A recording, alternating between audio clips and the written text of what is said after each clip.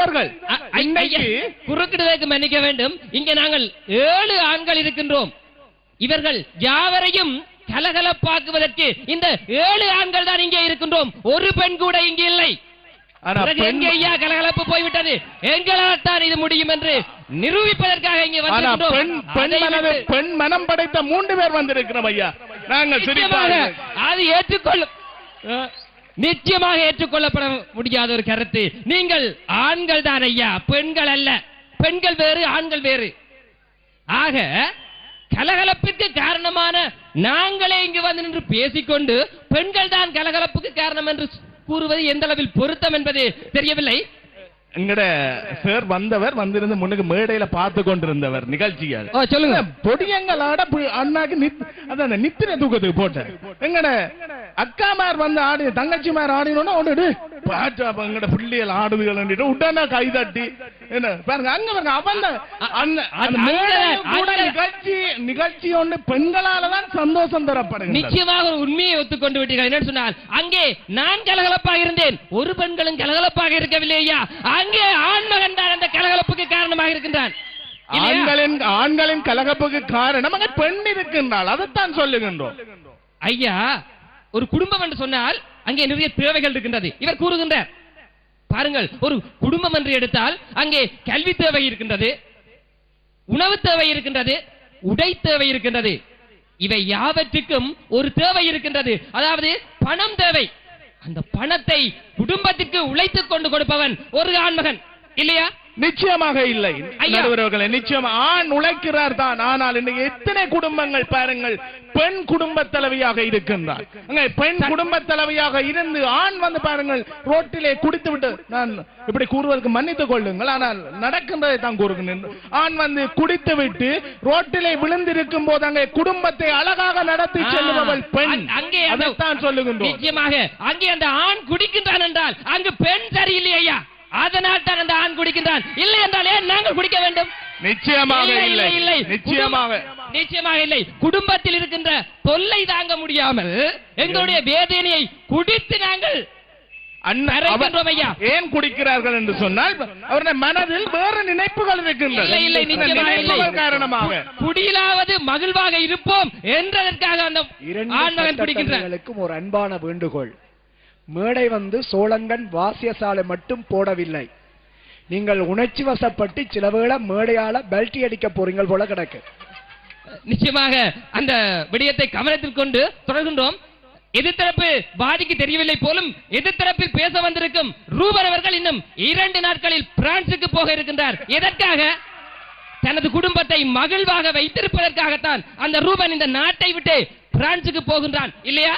அவர் அங்கே செல்வது ஒரு பெண்ணை தேடி என்பது நிச்சயமாக இல்லை.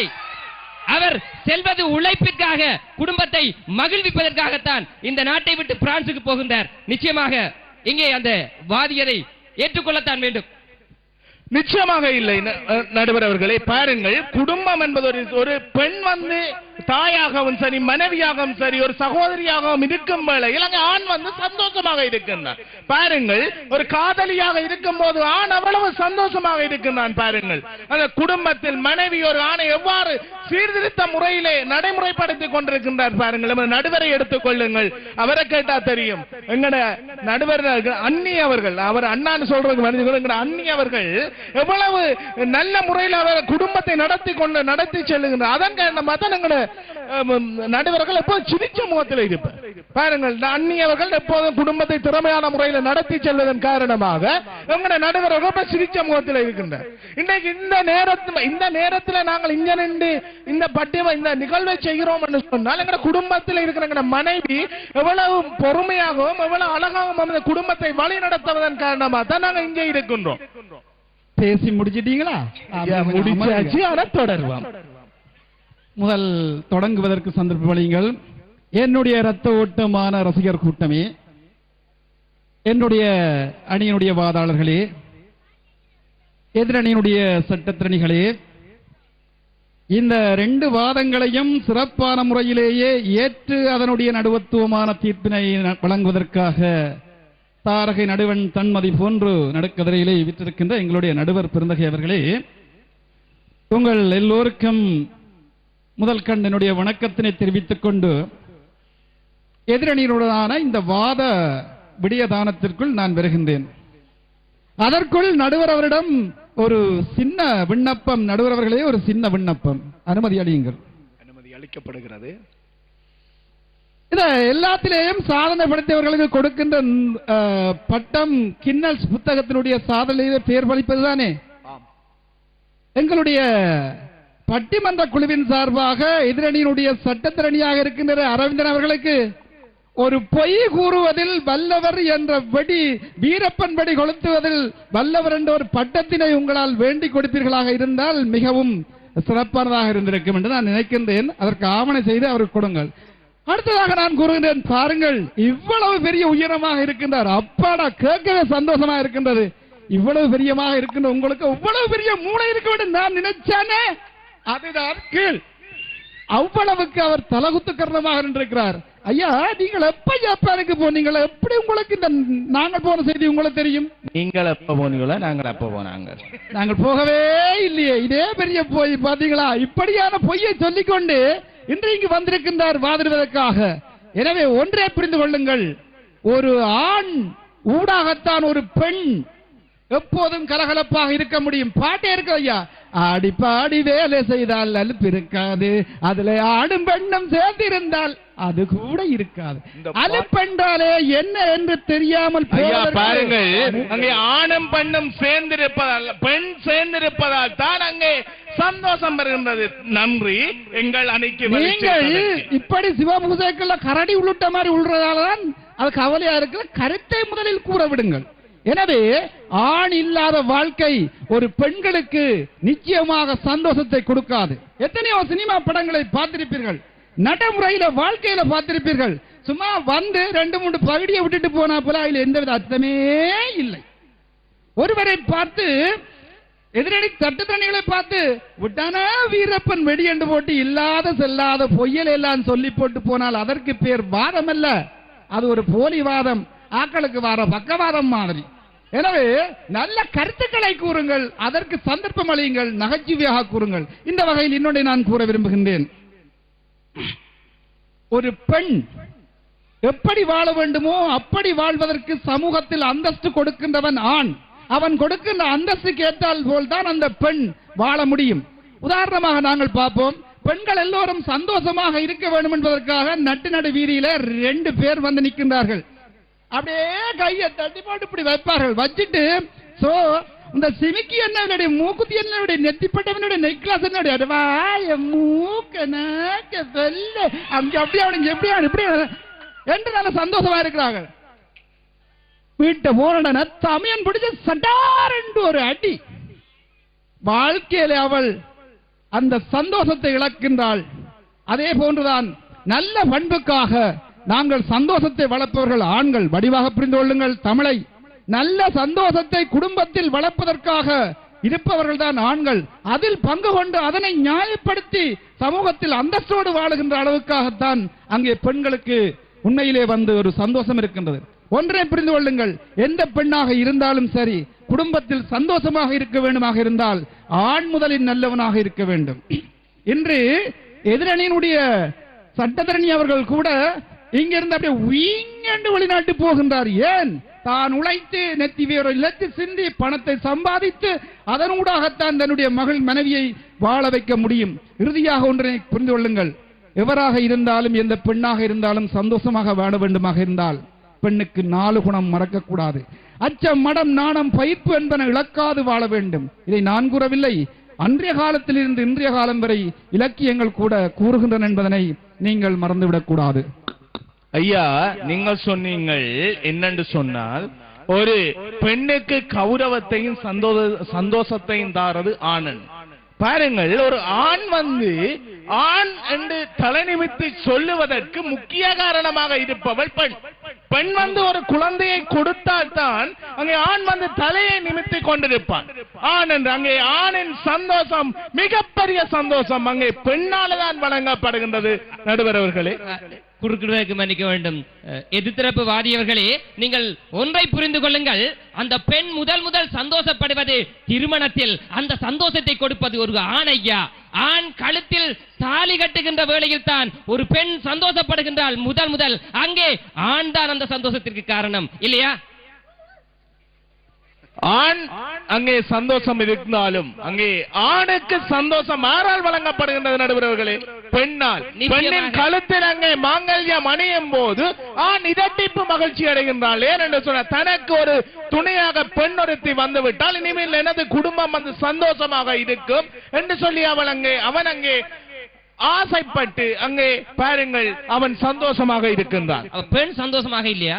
பெண் சந்தோஷமாக இருக்கின்றார். அந்த சந்தோஷத்தை ஆணை சந்தோஷப்படுத்துகின்றால் மிகவும் அதிகமாக குடும்பத்தை மிகவும் அதிகமாக சந்தோஷப்படுத்துகின்றார்.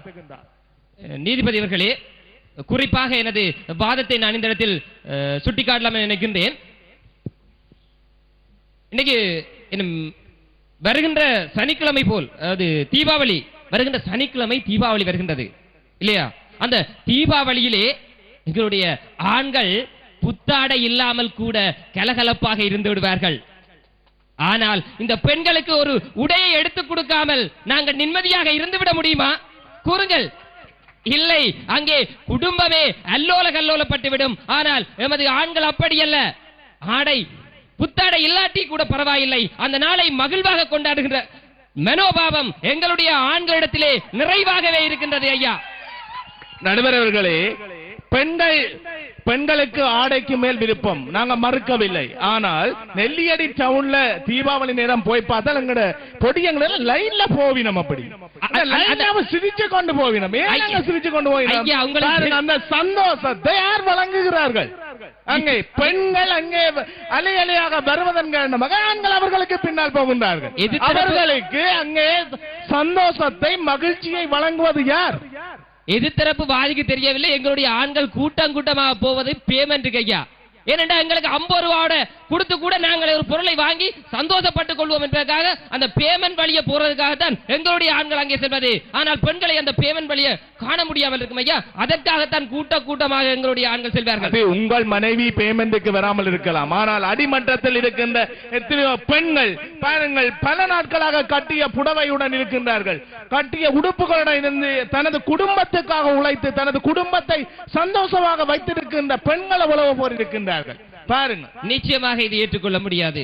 அடுத்தது பாத்தீங்கன்னா நீதிபதி அவர்களே, ஒரு நிகழ்வாக இருக்கலாம், ஒரு பங்கன் என்று சொன்னால் அங்கே பாருங்கள், எங்களுடைய ஆண்களை பாருங்கள், அங்கே கூட்டமாக இருந்து என்ன கலைப்பார்கள்? சந்தோஷமாக சிரித்து பேசுவார்கள். ஆனால் பெண்கள் அப்படி அல்ல. அங்கே போய் இருந்து கொண்டு அவள் எப்படி தோடு போட்டுக்கிறாள், இவள் எப்படி சாரி கட்டியிருக்காள், அப்படி பேசி கலகலப்பாக இருக்க வேண்டிய அந்த நிகழ்வை கைகலப்பாக மாற்றி விடுவார்கள். பெண்களாகத்தான் இருக்கின்றார்கள் ஐயா, ஆண்கள் இல்லை. எங்களுடைய ஆண்கள் சென்ற இடமெல்லாம் கலகலப்பை தான் தோற்றுவித்து விட்டு வருவார்களே ஒழிய கைகலப்பை தோற்றுவிப்பதில்லை ஒரு நிகழ்வில். நிச்சயமாக இல்லை நடுவர் அவர்களே. என்னென்று சொன்னால், மிக அண்மையில் நேற்று நடந்த ஒரு சம்பவம்.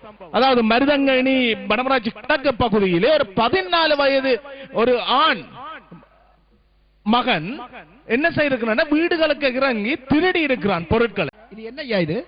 வாட்டா எத்தனையோ வாட்டா தேய்கின்ற அளவுக்கு இன்று திருமண பேச்சுக்களின் ஊடாக எல்லாம் சென்று வருகின்றார்கள். ஏன் அந்த பெண்ணை இன்று எப்படி வீட்டில் இருக்கின்றார்களோ அப்படி வருபவரும் நல்ல பண்பாட்டோடு நல்ல மரியாதையோடு வைத்திருக்க வேண்டுமாக இருந்தால் முதலில் வருகின்றவன் மூஞ்சியை தொங்க போட்டுக் கொண்டு வரக்கூடாது. சந்தோஷமா வைத்தோர் மங்களகரமாக வந்து மணவாளனாக இருந்தால்தான் தன்னுடைய மணமகளாக போகின்ற பிள்ளை எதிர்காலத்தில் நல்லவனாக வருவாள், நல்ல மகிழ்ச்சியோடு வாழ்வாள் என்று அவர் ஆளுமையோடு இருக்கின்றார். ஒன்றினை நான் கூறிக்கொள்ள விரும்புகிறேன். ஒரு கருத்து இருக்கின்ற, ஒரு பழமொழி இருக்கின்றது. அதாவது ஊரார் பிள்ளையை ஊட்டி வளர்த்தால் தன் பிள்ளை தானே வளரும் என்ற ஒரு தத்துவ கருத்து இருக்கின்றது. அதாவது எதிரணியினர் புரிந்து கொள்ள வேண்டும். கூறுங்கள். ஞாபகம் வருகின்றது. ஊரார் பிள்ளையை ஊட்டி வளர்த்தால் முற்றுமுழுதாக முடியுங்கள். ஊரார் பிள்ளையை ஊட்டி வளர்த்தால் தன் பிள்ளை தானே வளரும் என்று சொல்லுவார். இதை இப்பொழுதைய இளைஞர்கள் இப்பொழுதைய பெண்கள் மாற்றி சொல்கின்றார்கள். ஊரார் பிள்ளையை ஊட்டி வளர்த்தால் தன் மனைவி சந்தேகப்படுவாள், தன் மனைவி சந்தோஷப்படுவாள்.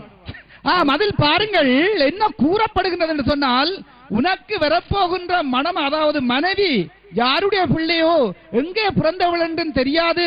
ஆனால் அந்த பிள்ளையை நீ வீட்டிற்கு வந்து மனைவியாகும் போது அவளை மன சந்தோஷமாக நீ வைத்து அவளுக்குரிய ஆக வேண்டிய காரியங்களை மன நிறைவோடு செய்து அவளை மகிழ்ச்சிகரமாக வைத்திருந்தால் உன்னுடைய அந்த பெண்ணினுடைய கருவில் வளருகின்ற உன்னுடைய பிள்ளை நன்றாக வளரும். இந்த ஒரு தத்துவத்தை தெரியாமல் சமூகத்தில், அதாவது வீட்டில் கலகலப்பாக இருப்பவர்கள் ஆண்களா பெண்களா என்றால் நாங்கள் என்னையா செய்கிறது? ஆணின் வழிதான் ஐயா ஒரு பெண்ணை மகிழ்விக்க முடியும், அவளை கலகலப்பாக வைத்திருக்க முடியும். அதனை நீங்கள் புரிந்து கொள்ள வேண்டும். முடிவடைந்து விட்டது. கூறுங்கள். உங்களுக்குரிய நேரம் முடிவடைந்து விட்டது. ஆகையினால் ஒன்றினை இறுதியாக கூறுகின்றேன், இவர்கள் கூறுவது ஊடல் காமத்துக்கின்பம் அதற்கின்பம் கூடி முயங்க பரிநண்பதைத்தான் கூறுகின்றார்களே தவிர உண்மையில் ஒரு பெண்ணை மகிழ்விக்கவும் கலகலப்பாகவும் சந்தோஷமாகவும் எந்நேரமும் வைத்திருப்பவர்கள் நல்ல மன நிறைவு படைத்த மனமகிழ்ச்சியினை விரும்புகின்ற கலகலப்பாக சிரிக்கின்ற ஆற்றல் உள்ள ஆண்களால் மட்டும்தான் முடியும் என்பதனை எதிரணியினர் தெளிவாக புரிந்து கொள்ள வேண்டும். உண்மையிலே குறுக்கிடுவதற்கு மன்னிக்க வேண்டும் நீதிபதி, ஒரே ஒரு விடயத்தை கூறிவிட்டு அமரலாம் நினைக்கின்றேன். பெண்கள் அழுவார்கள், அழ வைப்பார்கள், ஆண்கள் சிரிப்பார்கள், சிரிக்க வைப்பார்கள் என்ற அந்த கருத்தோடு நிறைவு செய்து கொள்கிறேன். உண்மையிலே இந்த முதலாவது விவாதத்தை ஏற்றுக்கொள்கின்ற பொழுது அருமையான வாத பிரதிவாதங்கள் இங்கே இடம்பெற்றிருக்கின்றது. இதில் என்னத்தை தீர்ப்பாக கொடுக்கிறது என்று ஒரு பெரிய பிரச்சனை இருந்தாலும் தீர்ப்பு கொடுக்க வேண்டிய கடமை எனக்கு இருக்கின்றது. அந்த வகையிலே கலகலப்பான குடும்ப வாழ்க்கைக்கு ஆண்கள்தான் காரணம் என்கின்ற அணியில் பேசியவர்கள் இவருடைய கருத்துக்களை சீர்தூக்கி பார்க்கின்ற பொழுது இங்கே என்னுடைய நண்பன் ஒருவன் இங்கே வீடியோ எடுத்துக் கொண்டிருக்கின்றார். அவருக்கு உதவியாக இருந்து இந்த நிகழ்வுகளை போட்டோ எடுத்துக் கொண்டிருப்பவர் என்னுடைய மாணவன். ஆகவே அவர்களையும் பற்றி நான் போற இடங்கள்ல நண்பர்களை பற்றி கொஞ்சம் கூட கதைக்கிறது உண்டு. இந்த நண்பன் பல திருமண வைபவங்களுக்கு வீடியோ எடுத்திருப்பார். அப்ப இந்த வீடியோ எடுக்கிற நண்பன் மாப்பிள்ளைய பார்த்து கடைசியா சொல்லுவார் ஒரு வசனம், அண்ணன் கடைசியா அவருக்கா சிரியுங்க. நண்பன் மகேந்திரன் அவர்கள் வீடியோ வச்சிருக்கின்றார். மாப்பிள்ளைய பார்த்து கடைசியா சொல்கின்ற ஒரு வசனம், அண்ணன் கடைசியா ஒருக்கா சிரியுங்க. அந்த கருத்து என்னடா, வாழ்க்கையில இனி உனக்கு சிரிப்பே இல்லை. அது மாதிரி ஒரு ஒரு திருமண நாள் என்றுதான் ஒரு ஆடவனை வந்து பேயன் விசரன் பைத்தியகாரன் லூசனாக்குகிற நாள் என்றால் திருமண நாள் என்றுதான். என்ன சொன்னாலும் கேட்பார், அண்ணன் சப்பானி கட்டிரு எந்த இருக்கலாம், இரண்டா இருக்கத்தான் வேணும் இருப்பார். அண்ணன் தலைய காட்டு கொடுப்பார். அண்ணன் நான் தண்ணியால ஊத்த போறேன் ஊத்து, அண்ணன் இறப்பு வைக்க போறேன் வை, இருக்கிற எல்லாரும் கொண்டு வந்து பாலால ஊத்த போறேன் ஊத்து, அண்ணன் குளிர் தண்ணி வாக்க, என்ன சொன்னாலும் கேட்கக்கூடிய பாத்திரம் அன்றைக்கு திருமண நாள் என்றுதான். ஆகவே இன்றைக்கு இது ஒரு நல்ல விஷயத்தை இவர்கள் சொல்லி இருக்கின்றார்கள். இது எனக்கும் வாழ்க்கையிலே ஏற்பட்டிருக்கின்றது. திருமணம் செய்வதற்கு முதல் வீதியிலே தெரிந்தவர்கள் அறிந்தவர்கள் நண்பர்களை பார்த்து நான் தலையாட்டிக் கொள்வது உண்டு. திருமணம் செய்தவுடனே நான் தலையாட்டினால் பின்னுக்கு இருக்கிற என்னுடைய மனைவி கேட்பார், உங்களுக்கு தலை நோகிற இல்லையா? அப்படி ஒரு பிரச்சனை பெண்களிடம் கொடுக்கப்படுகின்றது. இன்றைக்கு திருமணம் இந்த விஷயத்தில் நான் ஆண்கள் பக்கம்தான். இன்றைக்கு தாலி கட்டுகின்ற ஒரு நிகழ்வு, அந்த திருமணம் என்கின்ற ஒரு உன்னதமான நிலை இன்றைக்கு ஆடவர்களாலே அந்த கலகலப்பான வாழ்க்கைக்கு வித்திடுபவர்கள் ஆண்கள் என்பது இவர்களுடைய கருத்து. செல்வதாஸ் அவர்கள் சொன்னது போல இன்றைக்கு செலவு, அந்த செலவு என்கின்ற ரீதியிலே ஆடவர்களை விட பெண்கள் தான் அதிகமாக செலவழிப்பவர்கள் என்பது உலகமறிந்த உண்மை. அதை யாரும் மறுக்க இயலாது. ஆனால் அதற்கு அரவிந்தன் பாட்டி நல்ல கருத்துக்கள் சிலவற்றை சொல்லி இருக்கின்றார்கள். இன்றைக்கு சந்தோஷம் எத்தனையோ குடும்பங்கள் கணவனை இழந்து தள்ளாடி தத்தளித்துக் கொண்டிருக்கிற அந்த குடும்பத்தை தன்னுடைய ஏழ்மை நிலையை போக்கி உழைத்து களைத்து கஷ்டப்பட்டு சாப்பாடு கொடுத்து வளர்த்து பட்டதாரியாக்கி படிப்பித்த எத்தனை குடும்பங்கள் இன்றைக்கு நாங்கள் பார்த்து கொண்டிருக்கின்றோம். அப்படியான அந்த பணியை பெண்கள் செய்கின்றார்கள் என்பது இவர்களுடைய கருத்து. அது ஆண்கள் இல்லாத குடும்பத்தை பெண்கள் காப்பாற்றுகிறார்கள் என்பது இவர்களுடைய கருத்து. அது மாதிரி திருமணத்தின் பின்பு இந்த பெண்கள் நிலையை பற்றி இவர்கள் சொல்லி இருக்கின்றார்கள். இது எப்படி இருந்தாலும் கால நேரத்தை கருத்தில் கொண்டு இந்த கலகலப்பான குடும்ப வாழ்விற்கு ஆண்கள் காரணமாக இருந்தாலும் சிற்சில விடயங்களுக்காக அந்த ஆண்களை விட பெண்களே கூடுதலான காரணமாக இருக்கிறார்கள் என்பதை தீர்ப்பாக கூறி, இரண்டாவது குற்றமான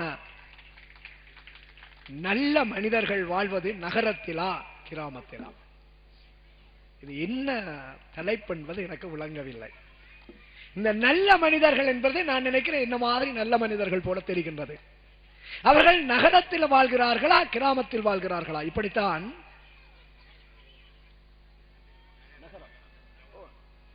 நகரத்தில் வாழ்கின்றார்களா கிராமத்தில் வாழ்கின்றார்களா என்கின்ற அந்த வாதத்தை முன்வைப்பதற்கு முதல் இன்றைக்கு பாருங்க, இந்த ஓய்வு நேரம் என்பது சில பேருக்கு கிடைத்தால் சிலர் அதை சில நல்ல வழிகளில் பயன்படுத்துவார்கள். ஒரு மேளம் அடிக்கிறவனுக்கு ஓய்வு நேரம் கிடைத்தால் அவன் அந்த நேரத்தை தட்டி தட்டி பழகுவான். அந்த மாதிரி ஒவ்வொருதற்ற சிந்தனையும் அப்படித்தான். ஒரு மேளம் அடிக்கிறவன் சிந்தனை எப்ப பார்த்தாலும் டக்கட்டும் டக்கட்டும் டக்கட்டும் அடிச்சு கொண்டிருக்கிறது. அவன் நித்திரையில கூடி சில வேளை டக்கட்டும் டக்கட்டும் டக்கட்டும் அடிச்சு கொண்டே இருப்பான். அவனுக்கு பக்கத்தில் நாங்கள் படுத்திருந்தோம் என்றால் அடுத்த நாள் பார்த்தால் எங்களோட தலையெல்லாம் கொழுக்கட்டை மாதிரி வீங்கி இருக்கும். இரண்டாம் எங்களோட தலையிலே அவன் டக்கட்டும் டக்கட்டும் அடிச்சிருப்பான். அது மாதிரி ஒரு ஆபரேஷன் செய்யற டாக்டர்ட்ட கற்பனை என்னென்றால் எப்ப பார்த்தாலும் ஆபரேஷன் செய்யறது, வயரை வெட்டி எடுக்க வேண்டியது எடுத்து கழிக்க வேண்டியதை கழிக்க பண்றதான் அவன் வேலை. அவன் கையில நித்திரையில ஒரு கத்தியை கொடுத்து பாருங்க, அடுத்த நாள் எங்கட வயரெல்லாத்தையும் கிண்டி கிளறி வச்சிருப்பான். அது மாதிரி ஒரு டிரைவருடைய கற்பனை எப்ப பார்த்தாலும் ஸ்டியரிங்க திருப்புறது, கியரை போடுறது, கிளச்சம் இருக்கிறது, பிரேக்கம் இருக்கிறது. ஆனால் அவன் பக்கத்தை நாங்கள் படுத்திருந்தோம் என்றால் அடுத்த நாள் பார்த்தால் எங்கட தலைகள் சில வேளை ஒரு பக்கம் இழுவட்டு இருக்கும். அப்படி ஒவ்வொருவருடைய நினைப்பும் அப்படித்தான். ஆகவே நல்ல மனிதர்கள் வாழ்வது நகரத்திலே என்கின்ற விவாதத்தை, நகரத்திலா கிராமத்திலா என்கிற விவாதத்தை முன்வைக்குமாறு இப்பொழுது அழைக்கின்றேன். மீண்டும் எங்களுடைய எல்எஸ் சோதீஸ்வர் அவர்கள் நகரத்திலே நல்ல மனிதர்கள் வாழ்கின்றார்கள் என்கின்ற நல்ல வாதத்தை முன்வைக்குமாறு அன்புடன் அழைக்கின்றோம். மீண்டும் என் அவைக்கும் நடுவர் பெருந்தகைக்கும் எதிரணியினருக்கும் தலை வணங்கி என்னுடைய வாத எதிரணியுடனான வாத விடியதானத்துக்குள் பாதம் பதிக்கின்றேன். ஒன்றை புரிந்து கொள்ளுங்கள், நல்ல மனிதர்கள் வாழ்வது நகரத்திலா அல்லது கிராமத்திலா? நல்ல மனிதர்கள் இங்க இருக்கிறாங்க பாருங்க, நாங்களெல்லாம் நல்லவர்கள். கடைசி நேரத்திலாவது நாங்கள் நகரத்தில் போய் படிச்சிருக்கிறோம், ஆகிய நல்லவர்கள். பார்க்கவே தெரியுது உங்களுக்கு. எனவே உண்மையிலே நல்ல மனிதர்கள் எங்கே பிறக்கின்றார்கள் என்பது எங்களுக்கு பிரச்சனை இல்லை. அவர்கள் நல்ல மனிதர்களாக உருவாகுவது எங்கே என்பதுதான் முதலாவது கேள்வி. உதாரணமாக நாங்கள் பார்க்கிறோம், ஒரு பழைய பாட்டை பாருங்கள். பட்டி காடா பட்டணமா ரெண்டும் கேட்டால் லட்சணமா. ஒரு நீண்ட நாள் ஆசை, சும்மா இந்த உடம்ப வச்சிருக்காமல் இந்த இடுப்பை வச்சிருக்காமல் சில வேளை ஆடி சில வேளை சுளுக்கு பிடிச்சது என்றால் எவ்வளவு கஷ்டம் வைப்பா. நாளாண்டுக்கு பள்ளிக்கூடம் போறதுக்கும் கஷ்டப்படுவீங்க. என்னுடைய அருமையான கஷ்டத்தை உண்மையில நடுவர் என்ற வகையில் நடுவர் என்றா இப்படிதான் இருக்கணும். ஆகையினால் உண்மையிலே நாங்கள் ஒன்றை புரிந்து கொள்ள வேண்டும், எந்த குழந்தையும் நல்ல குழந்தைதான் மண்ணில் பிறக்கையிலே அவர் நல்லவராவதும் தீயவராவதும் அன்னை வளர்ப்பிலே. இது ஏன் இந்த இடத்தில் நடுவர் அவர்களே கூர்நேர் என்று சொன்னால், நல்ல பண்பாடு ஒரு தாயின் கருவில் இருந்து வளர்கின்றது. கருவறை முறை கல்லறை வரை சில்லறை பேசுகின்ற உலகத்தில் ஒன்றினை சிந்தியுங்கள், கிராமத்தில் உள்ளவர்கள் தான் நகரத்துக்கு செல்லுகின்றார்கள், நகரத்தில் உள்ளவர்கள் கிராமத்துக்கு வருவது எங்கேயும் ஒன்று.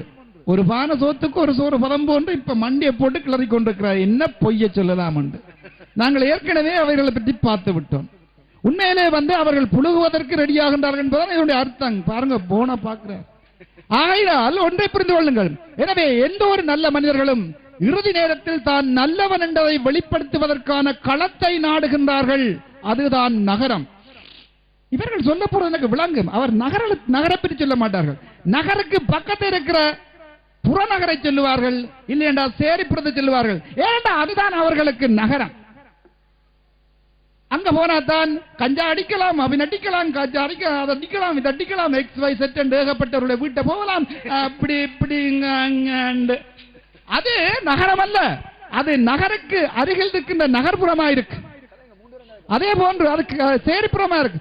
உண்மையில இருக்கு, நல்லபடியா பார்த்தா தெரியும். வேற அங்க போய் அப்படியே ரோட்ல வந்துட்டு நகர்ப்புறத்துல போய் அடிச்சுட்டு இல்லடா சேரிப்புறத்துக்கு போய் டாய் அரசாங்கம் போட்ட ரோட்ட இந்த நேரத்தில் ஆட்டுறாங்க. அப்படி வருவார்கள் ஐயா இவர்கள். அது நகரம் அல்ல, அது நகரத்துக்கு அருகில் இருப்பது.